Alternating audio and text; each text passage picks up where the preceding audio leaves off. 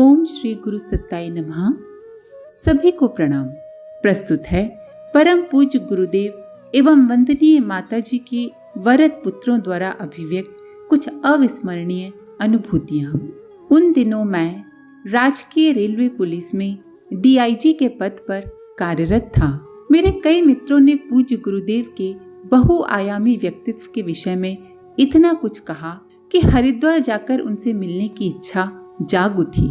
इसीलिए जब UP police के साथ सहयोग बैठक के क्रम में हरिद्वार का कार्यक्रम बना तो मन ललक उठा। कुछ ही देर के लिए सही समय मिल जाता तो उनसे भी मिल लेता। सहयोग बैठक के व्यस्त कार्यक्रमों के कारण शांति कुंज जाने का समय निकल पाएगा, इसमें कुछ संदेह सा लग रहा था।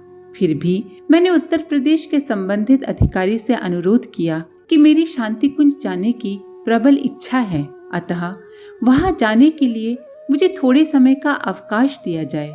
निर्धारित कार्यक्रम के अनुसार बैठक के बीच में 2 घंटे का अवकाश था। उतना ही समय मिल पाया। अनुमति मिल जाने से मुझे काफी खुशी हुई। मैं इतने से ही खुश हो रहा था कि भागते दौड़ते ही सही आचार्य श्री के दर्शन तो कर लूंगा। क्या पता कभी फिर मौका मिले या ना मिले।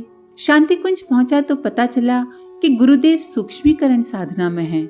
वंदनीय माताजी, शैल जी, डॉक्टर साहब, इन तीनों के अलावा और कोई उनसे नहीं मिल सकता। ये जानकर बड़ी निराशा हुई। इतने दिनों से सोच रखा था, लेकिन यहाँ आकर भी दर्शन नहीं हुए। अपने आप पर बहुत गुस्सा आया। चाहता तो कभी पहले खुद ही कार्यक्रम बनाकर आ सकता था। फिर किसी ने कहा, वंदनीय माताजी से मिल लीजिए, अब तो सारी शक्तियाँ उन्हीं के पास हैं। मन में एक उम्मीद जगी, माताजी के पास जाकर उनसे प्रार्थना करूंगा, शायद दर्शन हो ही जाए। माताजी से मिला, विगलित स्वर में उनसे विनती की कि एक बार आचार्य श्री से मिलवा दें, बड़ी उम्मीद लेकर आया हूँ। माताजी ने आंखें मूंद ली, कुछ देर मौन रहीं, फिर उठकर अंदर चली गईं। मैं चुपचाप बैठा भगवान से प्रार्थना करने लगा, हे भगवान, बड़ी मुश्किल से अधिकारियों को मनाकर यहाँ तक आया हूँ। अब मुझ पर इतना अनुग्रह तो कर ही दो कि मैं परम पूज्य गुरुदेव से मिल सकूं। पल भर के लिए ही सही एक बार उनके दर्शन तो करा दो प्रभु। मैं उधेड़पुन में पड़ा अकेला बैठा ही हुआ था कि इतने में माताजी थोड़ी देर में लौट आईं। उन्होंने हंसते हुए कहा, जाओ बेटा, मिल लो, गुरुदेव ने तुम्हें बुलाया है। मैं उठकर तेजी से चल पड़ा। जिस कमरे में पूजनीय गुरुदेव बैठे थे, उसके अंदर जाते ही तेज प्रकाश से मेरी आंखें चकाचौंध हो गईं। पूरे कमरे में एक अलौकिक प्रकाश भरा था। थोड़ी देर में आंखें उस प्रकाश की अभ्यस्त हुई तो कमरे में फर्श से लेकर छत तक फैले उस प्रकाश के बीच मुझे पूज्य गुरुदेव दिखे। उनके अंग अंग से प्रकाश प्रस्फुटित हो रहा था। मैंने उनकी ओर देखा, लेकिन क्षण भर के लिए भी उनसे आंखें नहीं मिला सका। मैंने महसूस किया कि उनकी आंखों से दिव्य प्रकाश की किरणें निकलकर मेरे अंदर प्रविष्ट हो रही हैं। इस प्रक्रिया के प्रारंभिक क्षण तो असहनीय से थे, किंतु धीरे धीरे वह प्रकाश मेरे संपूर्ण शरीर के लिए सहनीय होने लगा। अब मैं पूज्य गुरुदेव को आसानी से देख पा रहा था। वे शांत प्रफुल्लित बैठे थे। वे मेरी ओर गहरी नजरों से देखकर मुस्कुराए, फिर बोले, ये दिव्य प्रकाश तुम्हारे लिए अभेद्य रक्षा कवच का काम करेगा। सत्य और न्याय की रक्षा के लिए तुम जो चाहोगे वही होगा। अब कोई भी तुम्हारा कुछ नहीं बिगाड़ सकता। मेरा आशीर्वाद तुम्हारे साथ है। और सचमुच हुआ भी ऐसा ही। पहले मेरी कर्तव्य निष्ठा, ईमानदारी और सख्ती के कारण प्रशासनिक तथा राजनीतिक जगत की कुछ बड़ी हस्तियां मेरे विरुद्ध हो गई थीं, लेकिन पूज्य गुरुदेव के द्वारा किए गए उस शक्तिपात से मेरे सभी विरोधी एक एक कर धराशायी होते चले गए और गुरु कृपा से मेरी चर्चा ईमानदारी तथा कर्तव्य निष्ठा के उदाहरण के रूप में होने लगी। प्रस्तुति शिवमूर्ति राय, सेवानिवृत्त DGP, बिहार। दिसंबर का महीना था। वातावरण में हल्की फुल्की ठंडक थी। बाहर का वातावरण बहुत ही खुशनुमा था। इस खुशी की धूप हमारे परिवार में भी छाई हुई थी। हमारी अधीर प्रतीक्षा को विराम देते हुए नर्स ने आकर सूचना दी लड़का हुआ है। हम सभी के चेहरे खुशी से खिल उठे। चूंकि बच्चा सिजेरियन से हो रहा था, इसीलिए हम सभी चिंतित थे। नर्स के पीछे पीछे एक रिष्ट पुष्ट बच्चे को हाथ में लिए परिचारिका आई। बच्चे के हाथ में बंधे नंबर टैग को दिखाते हुए नर्स ने कहा, इस नंबर को याद रखिएगा। अभी हम बच्चे को आंख भर के देख भी नहीं पाए थे कि परिचारिका उसे लेकर अंदर चली गई। अभी अस्पताल की बहुत सारी औपचारिकताएं पूरी होनी थी, इसीलिए बाकी लोगों को वहीं छोड़ मैं वापस आ गया।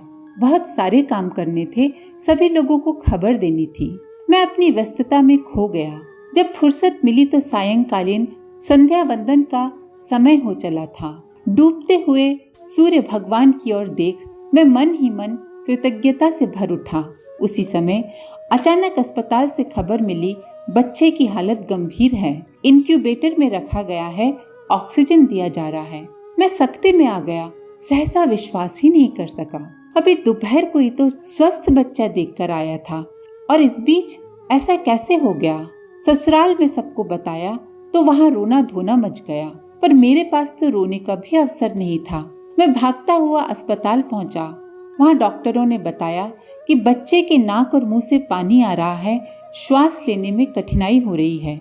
हम हर संभव प्रयास कर रहे हैं। ईश्वर से प्रार्थना कीजिए कि हमारा प्रयास सफल हो जाए। अभी 72 घंटे के बाद ही कुछ कहने की स्थिति बन पाएगी। चिंतित होकर मैंने अपनी सासू माँ की ओर देखा। वे लोग भी चिंतित थे, पर उन्हें अपने गुरु पर अटूट भरोसा था। मेरे ससुराल वाले गुरुदेव आचार्य श्री राम शर्मा से दीक्षित थे। मेरा मनोबल बढ़ाते हुए मेरे ससुर जी ने कहा, बेटा चिंता मत करो, गुरुदेव जो करेंगे भले के लिए ही करेंगे।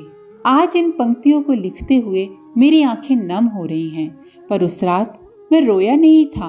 अपने ससुर जी के कहे हुए वे शब्द मेरे अंतर में उतरते चले गए। गहन अंतराल में कहीं ये शब्द बार बार बज रहे थे। इन्हीं शब्दों में डूबते उतरते खुली आंखों में ही रात बिता दी। अगले दिन शाम को एक जूनियर डॉक्टर ने मुझे एकांत में बुलाकर कहा, देखिए आप बच्चे के पिता हैं, आपको बता दूं ये एक हारा हुआ केस है।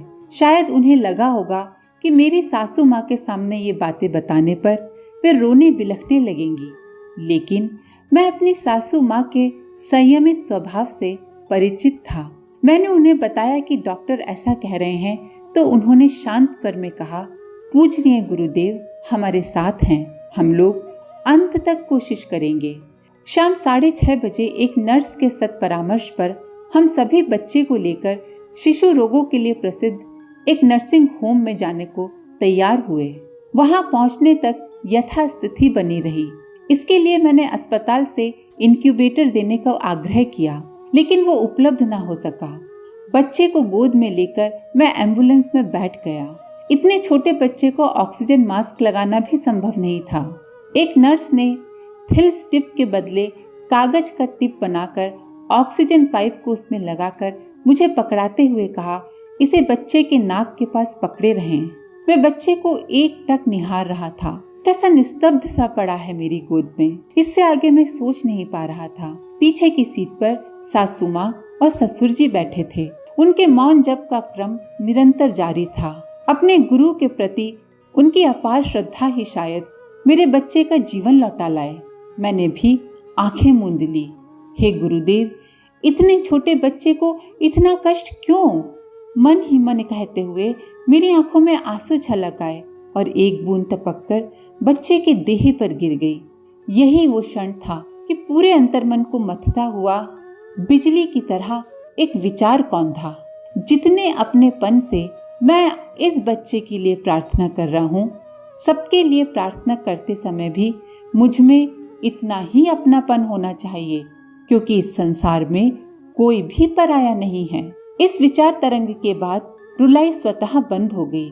मन जैसे किसी का सहारा पाकर निश्चिंत सा हो गया कि सबका भला बुरा देखने वाला एक है, जो होगा अच्छा ही होगा। इन्हीं विचारों के उधेड़ बुन में एम्बुलेंस पार्क नर्सिंग होम पहुंच गई। वहां पहुंचते ही बच्चे को जांच के लिए उपयुक्त कक्ष में ले जाया गया। 15 मिनट बाद हमें बताया गया कि बच्चे की नाक का एक छेद पूरी तरह बंद है और दूसरा आंशिक रूप से खुला हुआ है। नाक मुंह से पानी बहने का यही कारण है। ठुड्डी भी छोटी है तथा फेरेंजियल पैरालिसिस हो गया है, जिसके कारण श्वास नली और भोजन नली का संपर्क ठीक से नहीं बन पा रहा।